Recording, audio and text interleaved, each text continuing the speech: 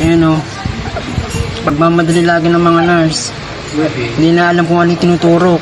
Tinawag ng Angel Salazar Memorial General Hospital o ASMGH na fake news ang social media post ng page na Gorabel's Vlog patungkol sa pinapahayag na maling pag-inject ng gamot ng isang nurse sa pasyente na na-confine sa nasabing ospital. Ayon sa ospital, hindi mali ang na-inject na gamot sa pasyente dahil ito ang na-prescribe ng attending physician at ayon din ito sa prescribed clinical practice guidelines ng ospital at maayos din ang isinagawa ng nurse on duty. Dagdag din ng ospital na na-improve ang kondisyon ng pasyente sa oras na ito ang na-admit sa ASMGH at ito ay na-discharge pasado alas 8:26 sa gabi ng Pebrero 28. Nakita din ang improvement ng pasyente sa kanyang follow-up check-up sa outpatient department ng ospital noong Marso 1 at ipinayuhang ipagpatuloy ang medications sa kanilang bahay. Kaugnay nito, nagpapaalala din ng ospital na maging responsable sa paggamit ng social media, iwasan ang paggawa-gawa ng mga post at komento na walang basehan at alamin muna ang katotohanan bago magtapon ng mga alegasyon. Ipinapasiguro rin ng ASMGH staff and personnel na ginagawa nila ang lahat ng kanilang makakaya upang maiparating ang naaayon at mabuting serbisyo para sa kanilang mga pasyente. Matatandaan na naging sentro ng kontrobersiya ang ASMGH matapos na naging viral ang post ng nasabing Facebook user patungkol sa inaaligar na insidente. Balita mula sa Angel Salazar Memorial General Hospital, ako si K5,